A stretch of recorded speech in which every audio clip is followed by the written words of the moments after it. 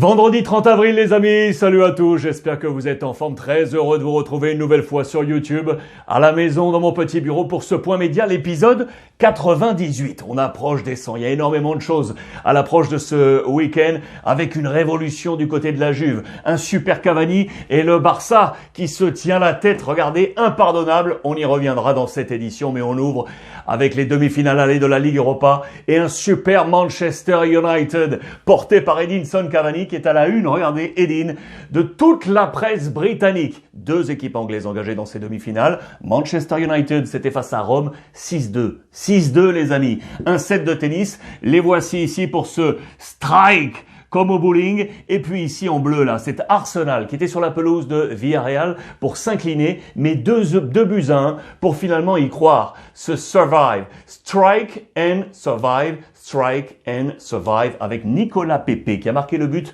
en toute fin de match en faveur d'Arsenal qui était réduit à 10 pour espérer se qualifier dans cette Ligue Europa. Pour autant, vous le voyez, le visage de Mikel Arteta est pointé du doigt. Il est en danger. En cas d'élimination, il pourrait être éjecté du club londonien. Ça, c'est une grosse affaire à suivre. Regardez l'ensemble de cette presse. Je vous l'ai dit, donc avec du Edinson Cavani, fort logiquement, partout, avec également Paul Pogba qui a été excellemment noté du côté de cette presse britannique. Il est là, l'ami Nicolas Pepe, qui transforme ce but pour permettre avec un ouf à Arsenal d'y croire encore. Le personnage, l'autre qui est avancé ici, c'est bien entendu Unai Emery, l'ancien d'Arsenal, qui pousse les siens éventuellement vers la sortie. Voici l'ensemble de cette presse britannique, vous l'aurez compris, portée sur ce match. Du coup, côté italien, parce que là, rien ne va plus. Tous les espoirs de la péninsule étaient justement sur l'AS Roma. Smalling qui faisait son retour à Manchester, bien amer, ce retour face à Edinson Cavani. Rien ne va plus du côté de l'AS Roma dans les profondeurs. Vous le voyez pour Il Romanista. Et si on ouvre les pages intérieures de la Gazzetta dello Sport, bien évidemment en médaillon, on retrouve le père Smalling. Il y a du Dzeko ici. Un set, vous voyez le set de tennis pour ce 6-2 infligé par Manchester United. Ça nous annonce la fin définitive. Il n'y a plus d'espoir pour l'ami Fonseca, vous le savez, le coach de Rome qui était annoncé déjà partant, sortant. On nous annonce l'arrivée de Sarri du côté de l'AS Roma. Voilà un résultat et certainement une élimination qui va pousser définitivement vers la sortie l'ami Fonseca du côté de l'AS Roma. Les notes de ce match, deux hommes côté Manchester United. Je vous ai parlé de Pogba, oui, mais également Bruno Fernandes pour accompagner Edinson Cavani. Bruno Fernandes, Cavani, fanno la differenza. On fait la différence dans ce match côté romain, vous le voyez, avec un 5 sur 10 pour Fonseca, meilleur homme Pellegrini et pointé du doigt Mirante à 4.5 le gardien. Solskjaer a pris 6.5 sur 10 côté Manchester United. On refait le point donc sur ce tableau, les demi-finales qui nous amènent pour cette grande finale qui sera en Pologne avec donc Villarreal, ballottage, mais moins favorable que Manchester United, mais favorable tout de même. Tout va se passer sur le terrain d'Arsenal pour savoir qui rejoindra United très certainement en finale. Je vous l'ai annoncé parmi les titres. C'est une révolution, les amis. Une révolution qui est en train de se préparer et de se construire du côté de la Juventus de Turin. Vous le voyez, c'est à la une de toute la presse, la Gazzetta et tout au sport.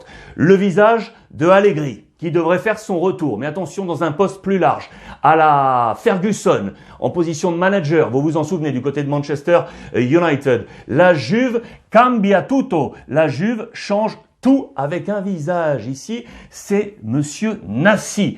Souvenez-vous de ce nom, je vous en ai parlé il y a quelques jours, je vais y revenir. Et donc ici, Elkann, les deux cousins, Elkann et Agnelli. Agnelli qui dirige actuellement la Juventus et le grand patron là qui est là, c'est l'ami Elkann, le patron de Exor que détient la famille Agnelli. Il en est le président, c'est lui qui gère la Juventus de Turin.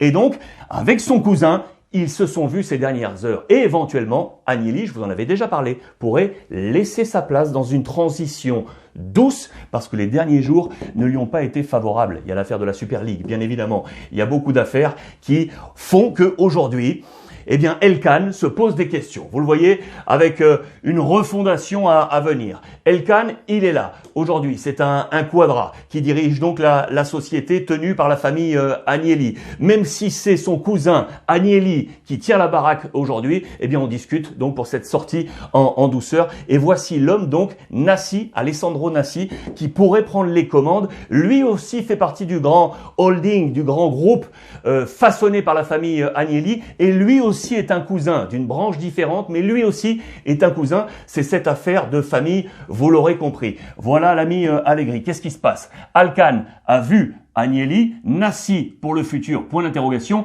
Allegri est de plus en plus proche et il veut un pouvoir à la Alex Ferguson, vous l'aurez compris. Ça, je vous ai montré ça il y a quelque temps.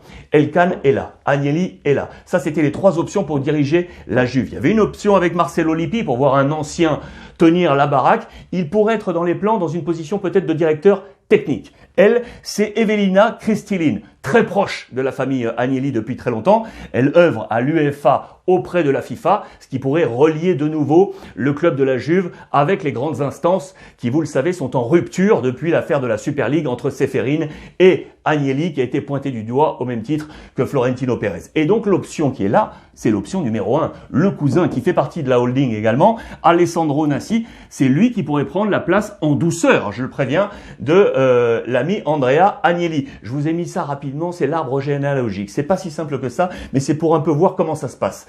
Voilà, la famille Agnelli, lancée par Giovanni Agnelli, le fondateur de la Fiat, bien évidemment. Les branches sont là, elles se divisent ici en deux, avec Gianni Agnelli, lui aussi l'ancien grand patron de la Juventus. Et c'est de ce côté-là que vous retrouvez Elkann, ici, vous le voyez, descendant direct de la famille Gianni Agnelli. Et c'est de ce côté, avec le frère de Gianni, Umberto Agnelli, que vous retrouvez l'autre branche, d'où est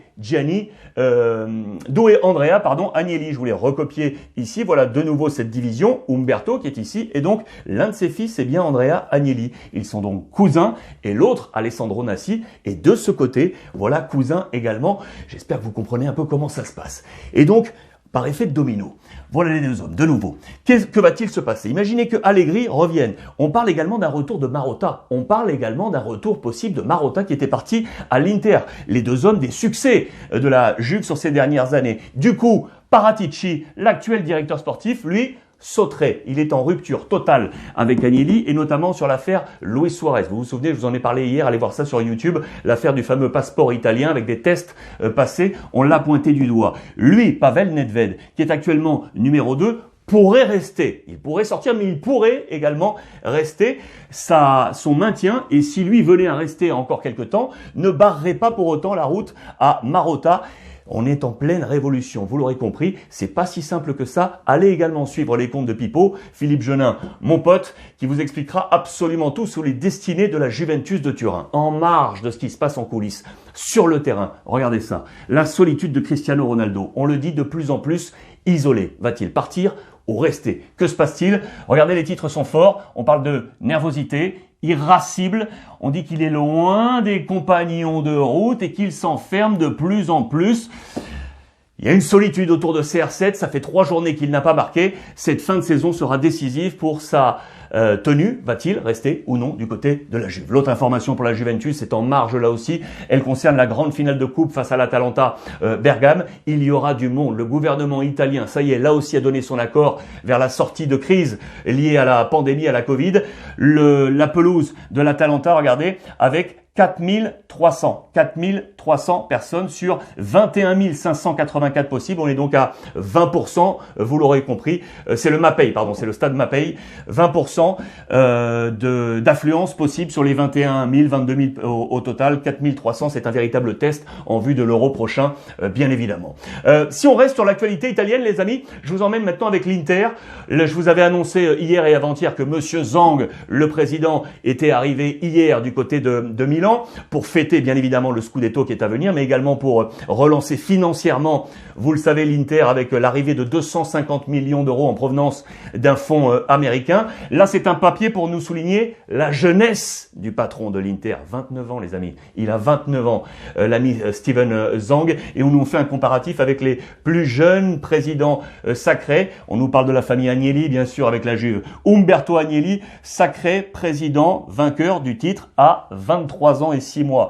Il y a du Franco Carraro avec Milan, avec du 28 ans. Il y a encore un autre Agnelli avec Gianni Agnelli, toujours avec la Juve bien évidemment, à 29 ans. Et il se situe là, Steven Zhang à 29 ans, devant Andrea Agnelli. 3 Agnelli qui sont là et Steven Zhang vient s'inscrire dans cette histoire des jeunes présidents vainqueurs. À noter au niveau mercato, ça c'est intéressant du côté de l'Inter, on vise un joueur de Vélez, c'est Almada, 20 ans. Lui pourrait rejoindre l'Inter la saison prochaine, à suivre ce mercato italien également. On est à la relance chez le voisin, la relance pour la place Champions, bien évidemment. Là aussi, je vous en ai déjà parlé hier. Plusieurs équipes se battent pour avoir cette accessible Ligue des Champions la saison prochaine. Capital pour la santé économique de ces clubs et notamment pour l'AC Milan. C'est le grand défi de Pioli pour cette fin de saison. L'expérience d'Ibra, la tenue également de Paolo Maldini, toute cette expérience Milan qui est là pour se qualifier pour la prochaine Ligue des Champions la saison prochaine. En parlant de Champions League, on va se projeter sur ce qui nous attend mercredi prochain. N'oubliez pas, soirée viewing sur Twitch avec le stream et toute l'équipe de First Team, mercredi prochain, 20h30 pour ce grand match en direct commenté avec vous, avec vos avis sur le chat. Ce Manchester City, Paris Saint-Germain, ballottage favorable aux Citizens, mais Paris, pas impossible dans les colonnes de l'équipe. On veut y croire, bien évidemment, à l'optimisme. On rappelle que Manchester United l'a fait d'aller s'imposer 2-0 sur la pelouse de City. C'est le score qui serait favorable à Paris pour se qualifier pour la finale après ce match aller. On remet pour autant pas mal de choses en doute et en question, et notamment, regardez les choix de Pochettino, un effondrement en question. Comment expliquer le contraste entre la première période brillante et la seconde totalement lâchée des Parisiens mercredi? Au-delà d'un rapport de force perdu, la thèse de l'effondrement mental est valable. D'effondrement mental. On va y revenir parce que les colonnes du Parisien aujourd'hui en France l'évoquent également. En attendant, regardez, parce qu'on se pose logiquement des questions sur le plan de Pochettino. Quel sera ce plan, sachant que Gay a été exclu au milieu de terrain, le poumon, le moteur, Gay exclu. Il y a deux options possibles, selon nos confrères de l'équipe. Soit on garde Paredes, et du coup on l'associerait à qui? Soit à Verratti, soit à Herrera, soit à Danilo. Vous me dites ce que vous en pensez d'ailleurs sur les réseaux sociaux. La deuxième option, c'est pas de Paredes et on reconstruit totalement ce milieu de terrain. On recompose l'entrejeu avec Verratti Herrera ou Danilo Verratti. Plusieurs options. Que va faire Pochettino dans ce choix? Il a encore quelques jours, quelques heures pour faire ce choix face à l'ami Pep Guardiola. Sachez au passage d'ailleurs que Draxler, regardez, aurait reçu une offre du Paris Saint-Germain pour rester finalement. Il convainc Pochettino, lui qui est libre de tout contrat en fin d'année, donc en juin prochain, il aurait sur la table une proposition du Paris Saint-Germain pour rester un an de plus. Au Parc, Paris perd son âme. Voilà pourquoi je vous parlais de cette fébrilité mentale avancée par l'équipe. Le Parisien aujourd'hui en France avance également cette possibilité. Regardez, je vous montre ça et je vous lis ça. Le club a concédé mercredi son 8e revers de la saison à domicile sur la scène nationale et européenne. Alors que Paris se veut grand sur ces deux scènes, il y aurait un problème et on nous avance ce problème mental éventuellement du côté du Paris Saint-Germain. Lui, le mental, il est là. On le sait, c'est Pep Guardiola dans les colonnes de Marca. On nous parle de Pep. 10 años después, 10 ans après, 10 ans qu'il n'avait pas atteint la finale de la Ligue des Champions et c'est maintenant possible pour lui. Souvenez-vous, il avait remporté ce titre en 2011 avec le Barça pour sa deuxième Ligue des Champions. Il a tout changé avec City. On nous décrypte sa recette pour espérer pour lui trouver sa troisième finale de Ligue des Champions 10 ans après avec ce mental dont je vous ai parlé. Ligue des Champions toujours avec le Real Madrid qui de son côté affrontera, vous le savez, Chelsea pour ce match retour. Ce sera mercredi et ouf peut-être pour Zizou. Il retrouve son capitaine. Ramos, il est là pour l'opération Londres. Il est, semble-t-il, prêt pour le retour et être dans les plans de Zinedine Zidane, ce qui n'est pas le cas de Carvajal, les amis. Fin de saison pour Carvajal, c'est terminé. Il ne jouait plus beaucoup, vous le savez, touché. Là, on a décidé. Fin de saison pour Dani Carvajal. Ce n'est pas une bonne nouvelle. Là, on a d'ailleurs détaillé un plan du côté de Marca sur toutes les blessures des 4 prétendants au titre, le Real, l'Atlético, le Barça et le FC Séville, le nombre de matchs joués, le nombre de minutes jouées. Et on s'aperçoit que les 4 formations là en tête ont à peu près tous les mêmes problèmes physiques, de façon différente durant la saison, mais finalement sur les temps de jeu calculés, on s'aperçoit que ces 4 formations ont toutes subi de gros pépins physiques, et notamment l'Atlético, le Real et le Barça, peut-être un peu moins le FC Séville. Hazard est attendu par Zinedine Zidane, Zizou qui espère que sa patience envers l'international belge va finir par payer, et notamment dans cette fin de saison pour aller chercher ce titre de champion, c'est encore possible, et cette Ligue des champions.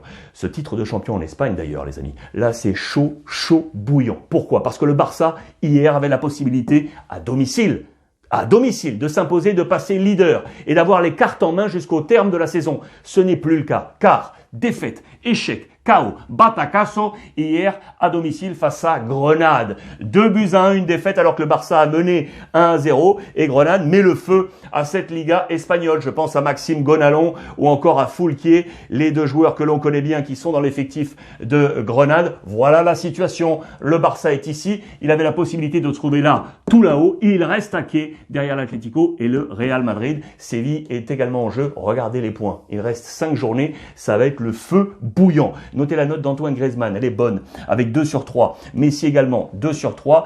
Et regardez cet ensemble. Ce qui est intéressant pour nous, c'est que Samuel Umtiti, c'était pas forcément attendu, était titulaire dans ce match côté Ronald Koeman. Le Grenade met donc cette Liga les pattes à l'envers, patas arribas. C'est le feu absolu donc du côté de la Liga espagnole. Dans les colonnes de Sport, le quotidien catalan, regardez, le Barça s'est recroquevillé, s'est fait petit, alors qu'il menait à la pause 1-0, il aurait pu gonfler le torse et se montrer leader et aller chercher tout ça. Et du coup, en conférence de presse, Ronald Koeman l'annonce, c'est un coup très très dur pour nous, une grosse déception. Attention là aussi dans l'affaire mentale, à ne pas lâcher prise côté FC Barcelone. L'ami Illich, le jeune Illich, était titulaire dans les plans de Koeman. C'est lui qui a donné un peu de repos à Pedri, qui devient une salle des machines aux côtés de De Jong, côté FC Barcelone. Il était titulaire côté Barça. Voici l'ensemble de ce 11 et les remplaçants. Umtiti qui a pris un 5/10, note moyenne, on va la prendre comme positive pour lui. 6 pour Antoine Griezmann, meilleure note pour Sport, elle est pour Lionel Messi avec un 7, vous le voyez. Ronald Koeman a pris un 5, mitigé. Pourquoi? Parce que Koeman a été exclu dans ce match, exclu pour un petit mot d'oiseau lâché au 4e arbitre au bord de la pelouse. Ronald Koeman qui est ensuite parti dans les tribunes, il a géré le match au téléphone pour cette fin de rencontre. C'est une mauvaise affaire pour le Barça qui voit son opération remonter interrompue. Vous le voyez, cette courbe qui est ici, je vous l'ai grossie comme d'habitude. Je vous rappelle qu'on avait un écart de 12 points ici entre la 11e et 12e journée avec l'Atlético Madrid. Le Barça, dans sa remontée fantastique, pouvait passer à +1, et va rester coincé pour l'instant à -2. La fin de championnat va être palpitante, passionnante. Voici les 5 dernières journées entre les 4 candidats au titre. Vous voyez que dans 2 journées, non celle de ce week-end, mais la suivante, c'est chaud bouillant. Les 4 s'affrontent, mano à mano. Barça, Atlético Madrid, Real Madrid, Séville. On va se régaler. Ça va être une journée absolument palpitante du côté de la Liga espagnole. L'Atlético va essayer de résister jusqu'au bout pour aller prendre ce titre. On parle de l'expérience dans ce cadre de Coquet qui va devenir l'un des joueurs les plus capés avec le maillot de l'Atlético Madrid, et Simeone qui va pouvoir compter lui sur le français Lemar, ultra précieux dans le jeu offensif de Simeone. Il arrive justo a tiempo, juste à temps pour El Cholo Simeone dans cette fin d'exercice Liga passionnante ce week-end, notamment sur nos réseaux sociaux. Je voulais terminer avec la superbe nouvelle. Hier, le président de la République, Emmanuel Macron, vous le savez, a annoncé le plan de sortie. Voilà, à la une du Parisien aujourd'hui en France en 4 étapes, et à la une de l'équipe, appel d'air. Ça y est, nous allons retourner au stade. Ça, c'est bien. En plusieurs temps, 19 mai, 9 juin et le 30 juin, tout devrait bien se passer. En page intérieure de l'équipe, on nous montre quoi? Regardez les fans dans le Money Time qui vont pouvoir revenir. Ça va faire du bien à tous les sports. On parle de Roland Garros également. On parle d'une jauge au Stade de France pour la finale de Coupe de France à 30%. Ça, c'est bien également. À partir du 19 mai, 800 personnes autorisées en salle et 1000 extérieurs, 19 mai. 9 juin, 5000 spectateurs intérieurs, extérieurs, mais avec un pass sanitaire. Et si on déroule le calendrier, on va jusqu'au 30 juin ici, la fin de limite. Il y en aura encore quelques-unes, mais fin de limite, intérieur, extérieur, ouf. Et ouf, ça fait du bien au sport, et ça va nous faire du bien ici aussi sur le plan social et collectivement. Les amis, je voulais finir avec vous pour vous annoncer un week-end. Donc mercredi dernier, nous étions pour la première sur Twitch avec ce viewing pour suivre le match entre le Paris Saint-Germain et Manchester City. Le retour, n'oubliez pas, mardi prochain. En attendant, demain, après-demain, samedi, dimanche, regardez ça, un Ruiz Club les amis. 20h30, 22h30, 20h30, 22h30, samedi et dimanche avec toute l'équipe de First Team une nouvelle fois sur Twitch, le stream comme d'habitude et on va se retrouver pour débattre de toute l'actualité football international. La Première Ligue, la Liga, la Serie A, la Bundes, la Ligue 1 avec des invités qui seront avec nous en visio, des correspondants un petit peu partout en Europe et surtout avec vous les amis, avec vous via le chat et des petits jeux que je vais vous présenter pour être présent à mes côtés physiquement dans les sièges du plateau. Ça, c'est une surprise. On prépare tout ça en attendant. Merci une nouvelle fois de votre fidélité les amis. On échange via les réseaux sociaux avec le hashtag Ruiz Club. Et n'oubliez pas, agitez la petite clochette et abonnez-vous sur YouTube. On est de plus en plus nombreux. Profitez des vôtres les amis.